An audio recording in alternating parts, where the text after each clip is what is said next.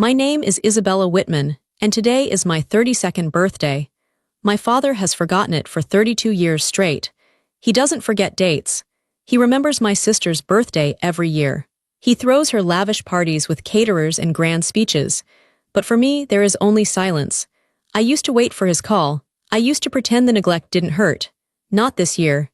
This time, instead of waiting, I took action. I took all my savings. I went to a lawyer's office, signed a mountain of paperwork, and bought myself a lake house. It was mine. I stood in my new, empty kitchen and took one quiet picture of the keys resting in my hand. I posted it online with just 4 words: birthday gift, self-gift. There were no tags, there was no warning. The family meltdown was instant. My phone hasn't stopped buzzing since. But before I tell you how everything flipped, like and subscribe, drop a comment. Where are you watching from? My name is Isabella Whitman. I am 32 years old, and I live in a peaceful lake house far away from my family. To understand why a picture of a set of keys caused a family war, you have to understand the 32 years that came before it. You have to understand what it is like to be the invisible child in a house full of spotlights. I grew up in a beautiful house. It was large, with a manicured lawn and a driveway that could fit 6 cars. From the outside, we looked like the perfect American family. We had the successful father, the busy mother, and the 2 daughters. But inside that house, there was a hierarchy. It was invisible, but it was as solid as the walls. My sister, Clara, was at the top. My father was the king who put her there. And I was somewhere at the bottom, quietly keeping everything running, quietly waiting for a turn that never came. It started when we were very young. Clara was 2 years younger than me, but she took up all the space. She was loud. She was demanding. She needed attention the way a fire needs oxygen, and my father gave it to her. He loved her loudness. He called it spirit. He called it charisma. I was different. I was quiet. I liked to read. I liked to draw. I didn't demand things. I thought that if I was good, if I was easy, if I caused no trouble, they would love me for it. I thought my silence would be rewarded. I was wrong. In my family, silence wasn't rewarded. It was ignored. The birthdays were the clearest evidence. I remember my 10th birthday. I had asked for a small party, just a few friends, pizza, and a movie. My mother said she would handle it. But 2 days before my birthday, Clara got the flu. It wasn't serious, just a fever and a cough. But my father acted like it was a national emergency. "We can't have people over with Clara sick," he said. He didn't look at me. He was feeling Clara's forehead. "But it's my birthday," I whispered. "Isabella, don't be selfish," he snapped. "Your sister is ill." So my birthday was cancelled. We ordered pizza, but my father spent the whole meal checking on Clara on the couch. There was no cake because my mother forgot to pick it up in the chaos of Clara's illness. I sat at the table, eating a cold slice of pepperoni pizza, while the television played cartoons for my sister. No one sang.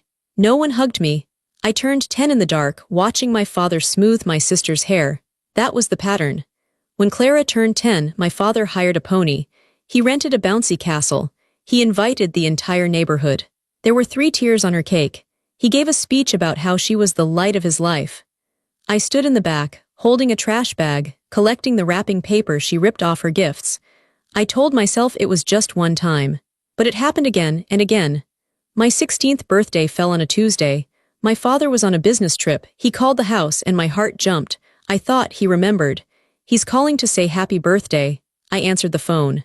"Hello, Isabella," his voice was rushed. "Put your mother on, I left a file on my desk."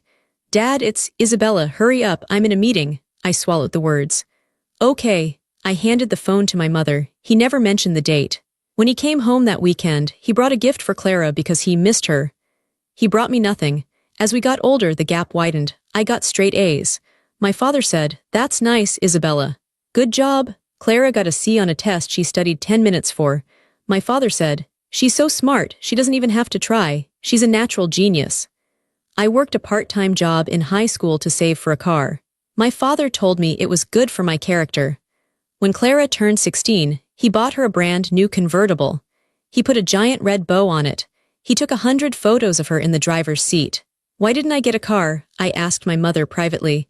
"Your father thinks you're more independent," she said. "Clara needs more help. You're the strong one." The strong one. That's the label they give to the child they don't want to worry about. It's not a compliment, it's an excuse. It's a way to say, we don't have to take care of you because you can take care of yourself. So I did. I took care of myself. I stopped asking. I stopped expecting. I went to college on a scholarship because my father said his money was tied up in investments. Investments that miraculously opened up 2 years later to pay for Clara's private university tuition. I built a life in the shadows of their spotlight. I became an accountant. It was a steady, quiet job. My father thought it was boring. "You're a number cruncher," he would say at family dinners, laughing. "Isabella loves her spreadsheets." Then he would turn to Clara. Clara was an influencer. She didn't have a steady job. She traveled, she shopped, she posted photos online. My father funded all of it. He called it building her brand. "Clara is an artist," he would tell people. "She's building an empire." I watched him write checks for her rent, her clothes, her trips. Meanwhile, I was living in a small apartment, budgeting every dollar, driving a used car. I never asked him for a dime. I thought he would respect that. I thought he would look at me and see a responsible adult. But he didn't see me. He only saw Clara. If Clara needed me, I was expected to jump. "Isabella, help your sister move. Isabella, do your sister's taxes. Isabella, lend your sister money, she's short this month." I always did it. I wanted to be part of the family. I wanted to be useful. I thought if I was useful enough, eventually they would have to love me. But love isn't a transaction. You can't buy it with obedience. The final straw began to form last year. I turned 31. My father forgot again. He was busy planning a promotion party for Clara. She hadn't actually been promoted. She just got a new title at the fake job my father's friend gave her. I sat alone in my apartment with a cupcake I bought myself. I looked at the candle. I realized I had spent 3 decades waiting for a man who didn't care. I looked at my bank account. Because I had been ignored, I had also been frugal. I had saved. I had invested. I had built a nest egg that no one knew about. My father thought I was just a boring accountant with a small life. He didn't know I was sitting on enough money to change everything. That night, blowing out the candle alone, I made a vow. Next year, I promised myself. Next year, I won't wait. I spent the next 12 months looking at houses. I didn't tell a soul. I drove to the lake every weekend. I found a beautiful, modern house with huge windows overlooking the water. It was peaceful. It was quiet. It was far away from them. I closed the deal 2 days before my 32nd birthday. The realtor handed me the keys. "Congratulations, Isabella. It's a beautiful home." She was the first person to congratulate me on anything in years. I drove to the house. I walked through the empty rooms. The floors echoed with my footsteps. For the first time in my life, I didn't feel small. I felt huge. I felt like I could breathe. I wasn't the forgotten daughter here. I was the owner. I was free. I posted the picture at 9 a.m. on my birthday. By 9:05 a.m., my phone began to buzz. It started with a notification from Instagram. My cousin, Emily, liked the photo. Then a comment from an old college friend. "Congrats, this is amazing." Then the family caught on. The first text came from Clara. "Clara, what is this?" Direct, accusatory, not congratulations. Not happy birthday. Just confusion and suspicion. I didn't reply. I was sitting on my new deck, drinking coffee, watching the sunlight hit the water. It was the most peaceful morning of my life. "Clara, Isabella, answer me. Did you buy a house? With what money?" "Clara, Dad is going to freak out." I sipped my coffee. I let the phone vibrate on the wooden table. It sounded like an angry insect. Then came my aunt, my father's sister. She was always his biggest enabler. "Aunt Linda, Isabella, I just saw your post. Is this a joke? You can't just buy a house without telling anyone. Call your father immediately. He is very worried." Worried. That was the word they always used. They weren't worried about my safety. They were worried about my obedience. They were worried that I had done something outside of the script. In their script, Isabella is the helper. Isabella is the one who stays in the small apartment and comes over to clean up after the parties. Isabella does not own a lake house. Then, the group chat blew up. The family group chat was usually just my father sending updates about Clara's achievements or my mother sending holiday memes. I usually kept it on mute. But today I watched the messages scroll by. "Dad, Isabella, call me. Now, Mom, honey, please pick up. We are confused. Clara, she's ignoring me. She's acting so weird. Dad, this is ridiculous. Where did she get the money? Did she take out a loan? She's going to ruin her credit. Clara, it looks expensive. It's on the lake. Dad, she cannot afford that. She's going to come crawling back to us to bail her out. I am not paying for this mistake." I read the words mistake and crawling back. I felt a cold hardness settle in my chest. It wasn't anger. It was clarity.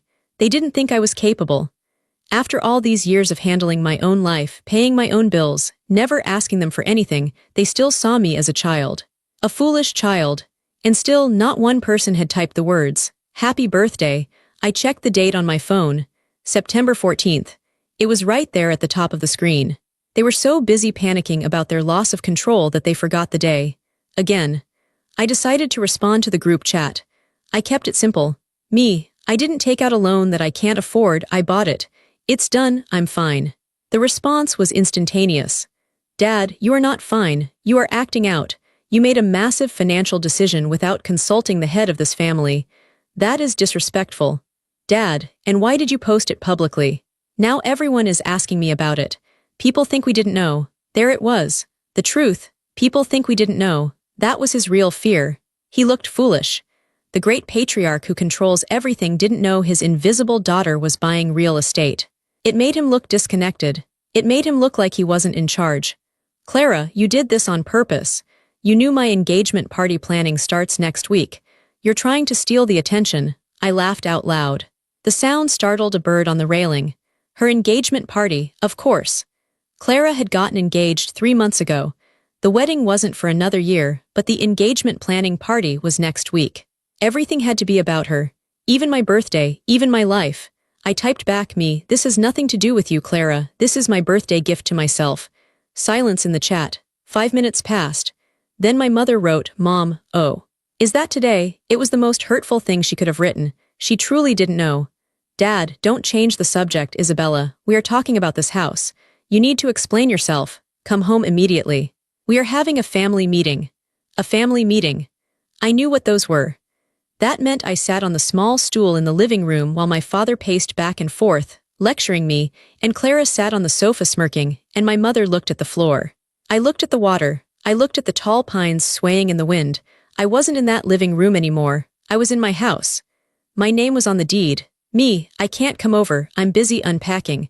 Me, and I'm not explaining myself. I'm 32 years old. My phone started ringing. It was my father. I let it go to voicemail. It rang again. Voicemail. It rang a third time.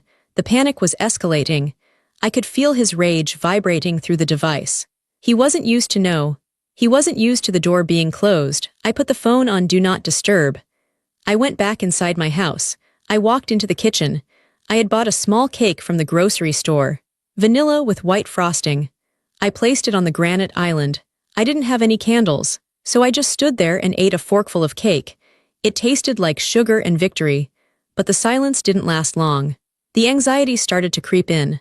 I had defied him. I had humiliated him publicly. He wasn't going to let this go. I knew my father. He wouldn't just be angry. He would be vengeful. He would try to find a way to spoil this. He would try to find a flaw in the house, a flaw in my finances, a flaw in me. I checked my phone one more time. A text from my cousin, the one who liked the photo. Cousin Emily, hey, your dad is calling everyone. He's telling people you're having a breakdown. He's asking if anyone has noticed you acting erratic. Just wanted to warn you. My hands shook slightly. He was already spinning the narrative. He was painting me as crazy. If I was crazy, then my independence didn't count. If I was crazy, he could dismiss my success as mania. If I was crazy, he could try to take control again. I took a deep breath. This was why I bought the house. To have a fortress. I wasn't crazy. I was just done. I sat on the floor of my empty living room, knees pulled to my chest. I wasn't the little girl waiting for a party anymore.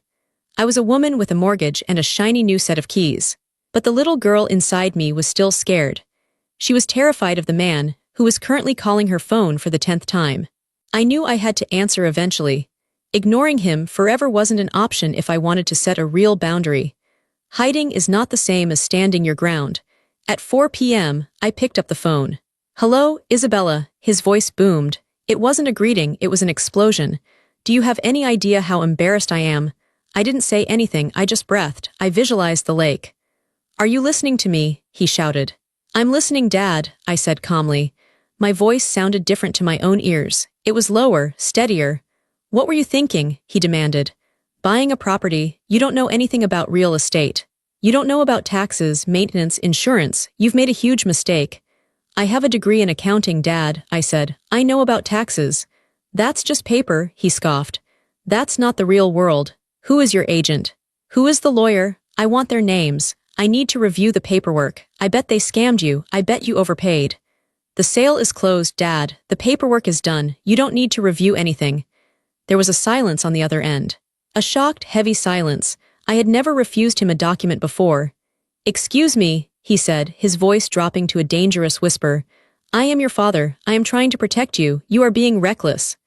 I'm not reckless, I said. I saved for 10 years. I put 20% down. I have a fixed interest rate. It's a good investment. You saved, he sounded skeptical. How you make, whatever it is you make. I make a good salary, Dad. I just don't spend it on designer bags. It was a dig at Clara. I couldn't help it. Don't bring your sister into this, he snapped immediately. Clara needs those things for her image. You don't need that. You have a simple life. Yes, I agreed. A simple life, and now I have a simple house. It's not simple, he yelled again. It's a lake house. Do you know how that looks? People are asking me if I bought it for you. They're asking why I bought you a house and not Clara. You are making it look like I favor you. I almost laughed. The irony was so thick I could choke on it. You're worried people think you favor me, I asked.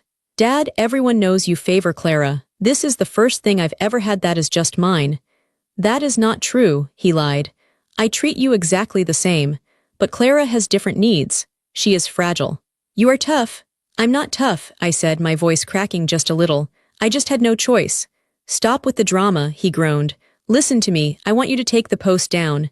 No, Isabella, take the post down. You are making a spectacle. People are gossiping. Tell everyone it was a joke or that you're just renting it for the weekend. We fix this narrative, now. It's not a narrative, Dad, it's my house. I live here now. You live there, he sounded horrified. What about your apartment? What about Sunday dinners? You're an hour away. Yes, I said, I am. You are abandoning this family, he accused. After everything we did for you. We put a roof over your head, we fed you. That's what parents are supposed to do, I said. That's the bare minimum. You ungrateful little, he stopped himself. He took a breath. I could hear him switching tactics. The anger was replaced by a smooth, condescending tone. Isabella, honey, he said. I know you're upset. Is this about your birthday? Is that it? Look, I'm sorry we forgot. Things have been crazy with Clara's engagement. You know how stressful weddings are. Don't punish us for being busy. I'm not punishing you, I said. I'm just living my life. You're clearly having a crisis, he said. This is a midlife crisis. It's early, but that's what this is. You're lonely. You bought a big empty house to fill a void. It's sad, Bella. Come home. We can talk about selling it. I can help you get out of the contract. Maybe we lose the deposit, but I can fix this. He called me Bella. He never called me Bella, only when he wanted something. I don't want to sell it, I said firmly. And I'm not lonely. I was lonelier in your house than I will ever be here. Isabella, I have to go, Dad. I have boxes to unpack.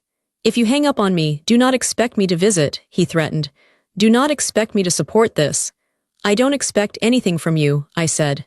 I haven't for a long time.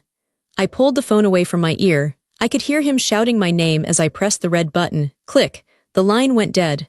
I stood in the kitchen, trembling. My heart was racing so fast it hurt. I felt dizzy. But I had done it. I had said no. I had hung up. For the first time in 32 years, I held the pen. I was writing the script. And he wasn't in this scene. After the call, the silence in the house felt heavy. I couldn't unpack. My hands were shaking too much.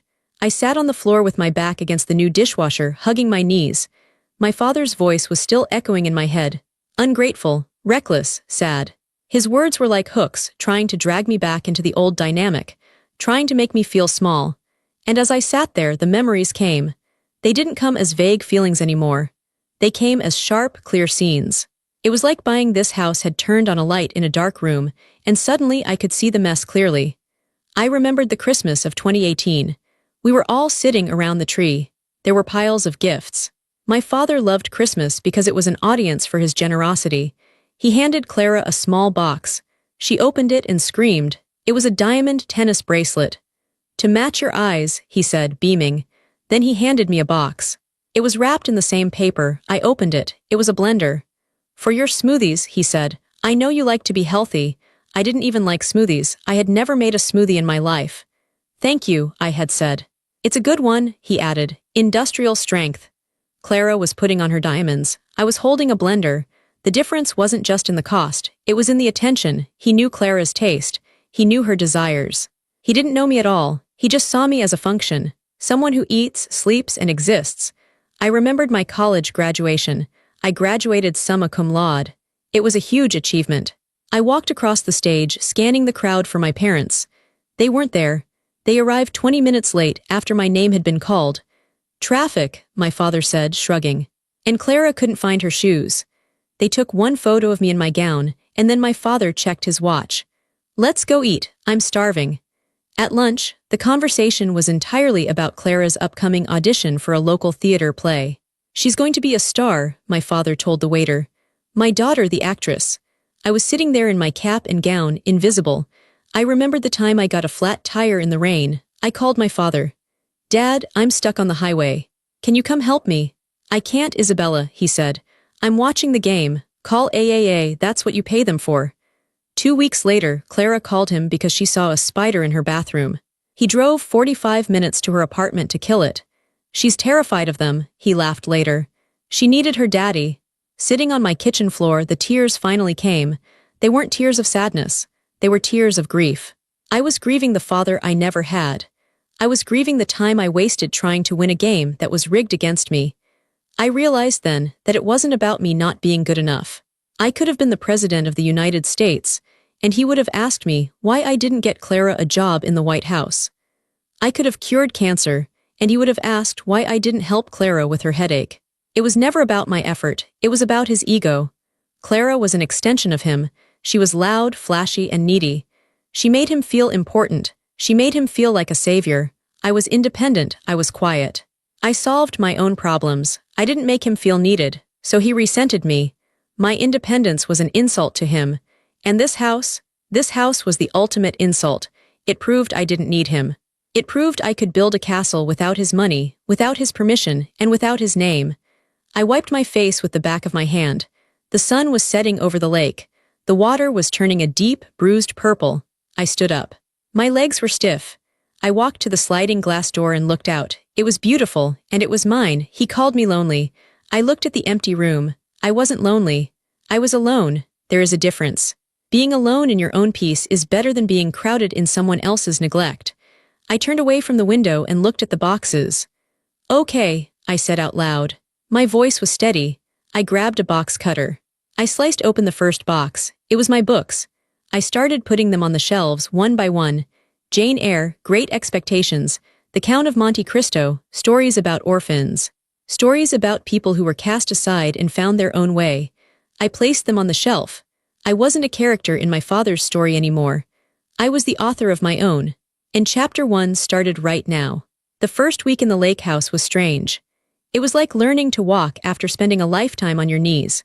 My body was so used to the flinch, the constant, low-level anxiety of waiting for my father's criticism or my sister's demands, that the silence felt loud.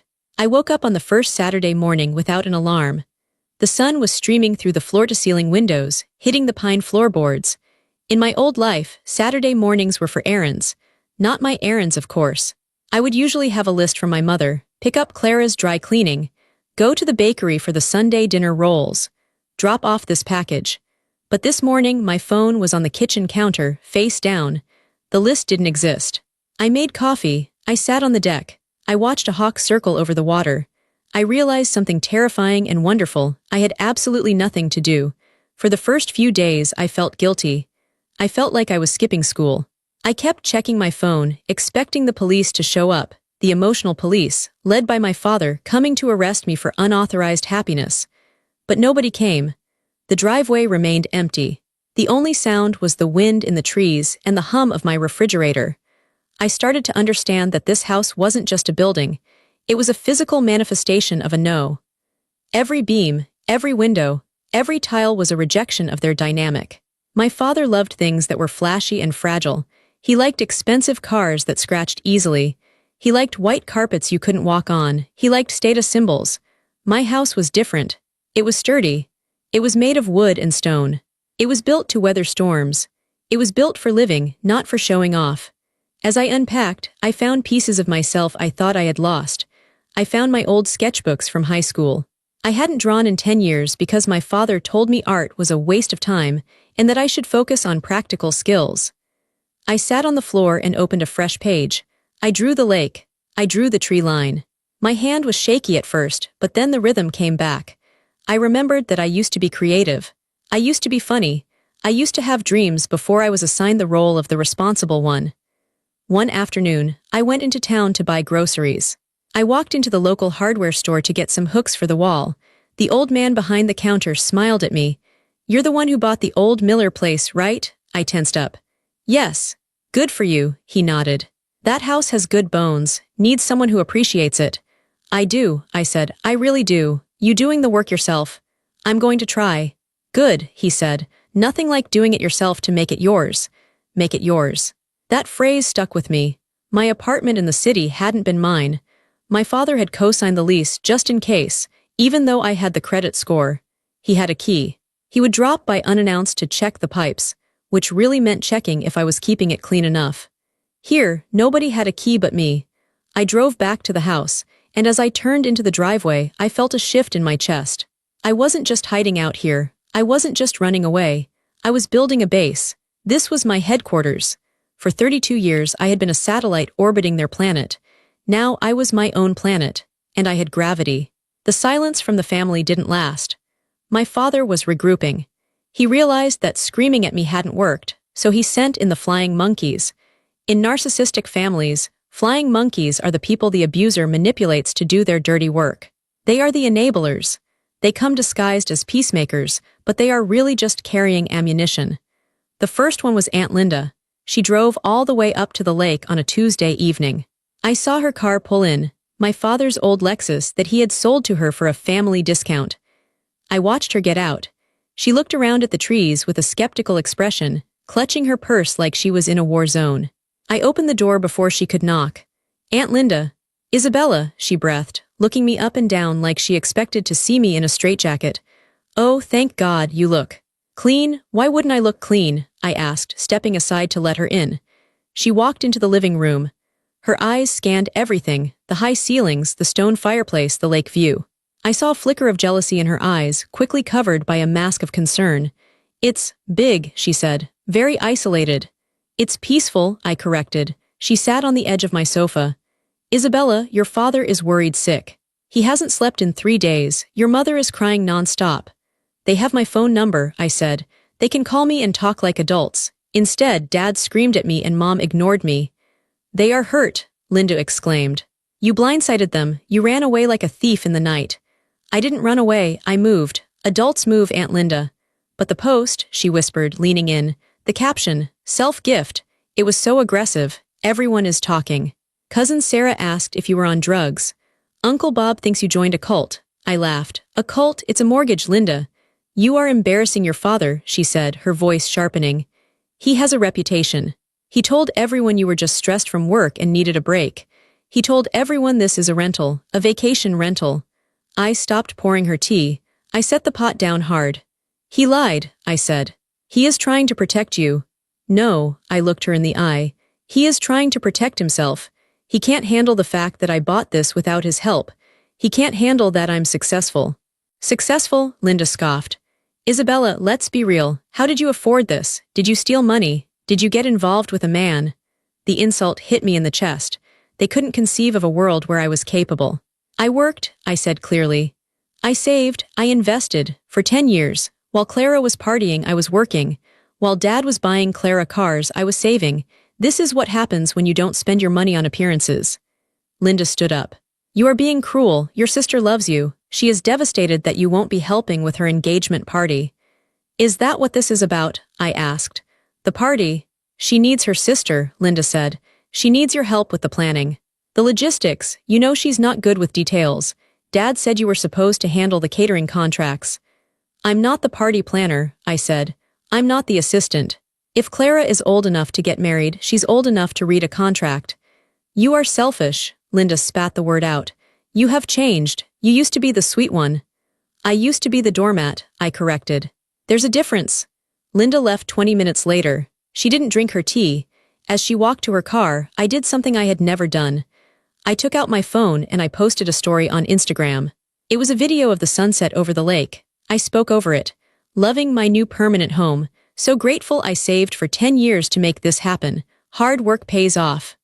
I emphasized the word permanent.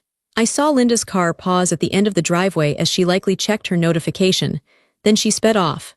The next day, my cousin Sarah, the one who thought I was on drugs, messaged me. Sarah, is it true you bought it? Linda said it's a rental. Me, I bought it, Sarah. Want to see the deed? Sarah, wow, your dad told us you were having a mental breakdown and spent your savings on a timeshare scam. Me, Dad is lying. Come visit if you want, it's lovely. Sarah didn't come, but the seed was planted. I wasn't playing along with his story anymore. I was broadcasting my own reality. For the first time, the extended family had to choose between his loud fiction and my quiet evidence. And evidence is a stubborn thing. 2 weeks later, the real reason for the panic emerged. It wasn't just about control, it was about money, it always is. I was sitting in my home office, a room that looked out over the garden, working on my remote job when my sister called. I hesitated. I hadn't spoken to Clara since the group chat explosion. I answered. Hello, Clara. You need to send the deposit, she said. No hello, no how are you? Excuse me, the venue, she said, her voice high and tight. The Sapphire Room, they need the second deposit today or we lose the date. Dad said you have the details. I leaned back in my chair. Clara, I don't have the details. I'm not planning your party. Stop being a bitch, she snapped. Dad said you were handling the boring stuff. He said he was paying for the dress and the flowers and the band, and you were covering the venue and the catering as your gift. I froze. My father had promised her that I would pay for the venue and the catering. The Sapphire Room was one of the most expensive venues in the state. Catering for 200 people. That was easily $15,000 or $20,000. He had promised away my money. He assumed that, like always, I would just do it. He assumed I would dip into my savings, the savings he didn't know I had spent on the house, and cover the bill to keep the peace. He had budgeted my life for me without asking. Clara, I said slowly, I never agreed to that. What? I never agreed to pay for the venue. Dad never asked me. I didn't sign anything. But he said, her voice wobbled. He said it was handled. He said you were the money person for the boring bills. I bought a house, Clara, I said. I don't have $20,000 lying around for a party. And even if I did, I wouldn't spend it on a party I wasn't invited to help plan. You're ruining everything, she screamed. The deposit is due today. Dad doesn't have it liquid. His money is all in the trust for the wedding next year. He said you had the cash. Then Dad needs to figure it out, I said. He's going to kill you, she cried. He can't touch me, I said. I'm in my own house. If we lose this date, I will never forgive you. You should ask Dad why he promised money that wasn't his, I said. I hung up. 10 minutes later, my father called. I let it go to voicemail. He texted. Dad, transfer the money to the venue immediately. We will discuss your reimbursement later. Me, no, Dad, this is not a negotiation. Clara is crying. You are destroying her happiness. Me, you promised money you didn't have. That's not my fault. I am not paying for the party. The fallout was spectacular. They lost the date at the Sapphire Room. They couldn't come up with the cash in 3 hours. They had to move the party to a hotel ballroom 3 towns over.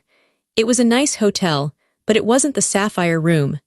For my sister, this was a tragedy on the level of a natural disaster. She posted on social media about unforeseen circumstances and family betrayal. But she didn't name me, because if she named me, she would have to admit that I was the one with the money, and she was the one begging for it. She would have to admit that her rich father couldn't cover the bill. I heard through the grapevine, my cousin Sarah again, that the party was a disaster. The flowers were wrong. The food was mediocre. My father spent the whole night sweating and apologizing to guests, explaining that there were logistical mix-ups. He looked stressed. He looked old. For the first time, he had to carry the weight of his own promises. Usually, I was the structural support. I was the one who fixed the budget, who smoothed over the errors, who filled in the gaps with my own time and money. Without me, the facade cracked. I sat in my lake house that night, eating a grilled cheese sandwich. I thought about them in that hotel ballroom, miserable in their finery.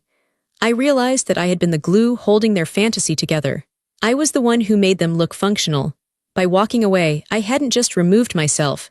I had removed the foundation. And now, the house of cards was falling. I thought the money was the bottom. I thought that was the worst it could get. I was wrong. A narcissist who loses control is dangerous. When they can't manipulate you with guilt, and they can't bully you with shouting, they try to destroy you. If they can't own you, they want to make sure no one else respects you. It was a Monday morning, a month after the party disaster. I was logged into my work email. I saw a meeting invite pop up from HR. Subject, urgent discussion. My stomach dropped. I was a model employee. I had never had a meeting with HR in 7 years. I logged into the video call. The HR director, a woman named Karen, looked serious. My manager, David, was also on the call. He looked uncomfortable. Isabella, Karen started. We received a disturbing email this morning. We have to address it. An email? I asked. It was sent to the general CEO inbox and copied to our department, Karen said. It claims to be from a concerned family member. My blood ran cold. It alleges, Karen continued, reading from a screen, that you are suffering from a severe mental health crisis. It says you have been engaging in erratic financial behavior, that you are abusing substances, and that you have embezzled family funds to purchase a property. It suggests that you are a liability to the company and should be placed on immediate leave. The room spun. He had done it, my father. He had tried to nuke my career. He knew my job was my source of independence. If he killed my job, I would lose the house. If I lost the house, I would have to come home. It was a strategic strike. It was war. I took a deep breath. I looked at my hands. They were shaking, but I forced them to stop. Karen, I said, who sent the email? It was sent from a Thomas Whitman. That is my father, I said. David, my manager, spoke up. Isabella, we know you. You've been with us for years. Your work is impeccable. But these are serious accusations. Embezzlement, substance abuse. It's retaliation, I said clearly. My voice was stronger than I expected. I recently purchased a home. My father did not approve of me moving away. He wanted me to use my savings to pay for my sister's wedding events. I refused. This is his way of punishing me. Karen looked at David. I can provide my bank statements, I said. I can prove where every cent for my house came from. It was my salary. Money you paid me. There is no embezzlement. As for the substance abuse, I am happy to take a drug test right now. Today, and the mental health, Karen asked gently. I am the sanest I have ever been, I said. I finally set a boundary with an abusive parent. That is not a crisis. That is health. There was a long silence. Then David nodded. I believe you, Isabella. I've seen your work. I know your character. Karen sighed. We have to document this, obviously, but the email was written in a very hysterical tone. It didn't read like a professional whistleblower. It read like a tantrum. He's losing control, I said. He's desperate. We will flag his email address, Karen said. If he contacts us again, we will block him. I'm sorry you're going through this, Isabella. This is incredibly unprofessional of him. It's not just unprofessional, I said. It's evil. We ended the call. I sat there, staring at the black screen. I wasn't scared anymore. I was furious. He had tried to take the food out of my mouth. He had tried to destroy my reputation, the one thing I had built entirely on my own. He didn't care if I was homeless. He didn't care if I was ruined. He only cared that I was punished. That was the moment the last thread of attachment snapped. I didn't love him anymore. I didn't miss him. I didn't want his approval. I realized he wasn't a father. He was just a man who shared my DNA and wanted to break my spirit. I opened my email client. I drafted a new email. To Thomas Whitman, Clara Whitman, Mom, Aunt Linda, and the entire extended family list. Subject, goodbye. I didn't write a long, emotional letter. I didn't justify myself. I didn't argue. I wrote, Dad, I know you emailed my HR department today trying to get me fired. They saw through it. They know the truth. You tried to destroy my livelihood because I wouldn't pay for a party. That is not love. That is not family. I am done. Do not contact me. Do not come to my house. If you do, I will file a restraining order. I have the HR report as evidence of harassment. I wish you all well. But I will not be part of this dynamic ever again. Isabella, I hit send. Then I picked up my phone. I went to my contacts. Dad, block. Mom, block. Clara, block. Aunt Linda, block. I sat in the silence of my office. A bird flew past the window. The lake shimmered in the afternoon sun. It was done. I was an orphan by choice, and for the first time in my life I felt completely safe. 6 months have passed since that email. The seasons have changed. The green leaves of the lake turned to gold, then brown, and now the snow is falling softly on the pines. My life is quiet. Some people might call it boring. I wake up, I work, I walk by the lake, I read, I cook dinner for myself. But to me, it's not boring. It's a symphony of peace. My cousin Sarah still texts me sometimes. She's the only link I kept. She tells me snippets of news, though I rarely ask.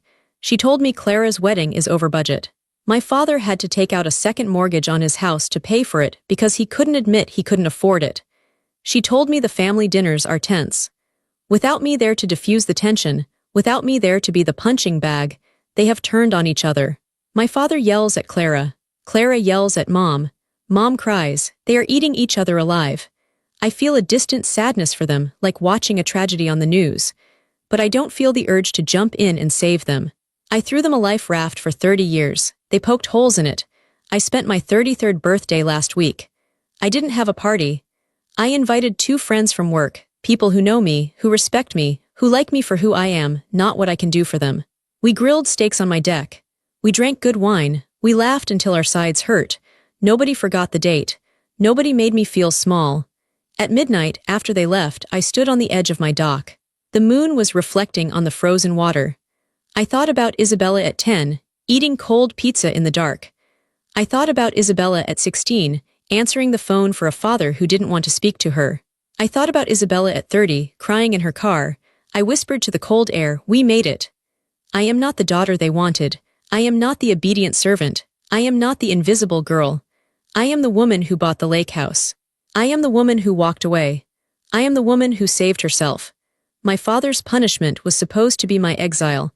He thought that by cutting me off, by ignoring me, by attacking me, he would break me. He didn't understand that he was giving me the keys to my freedom. He thought I was afraid of the dark.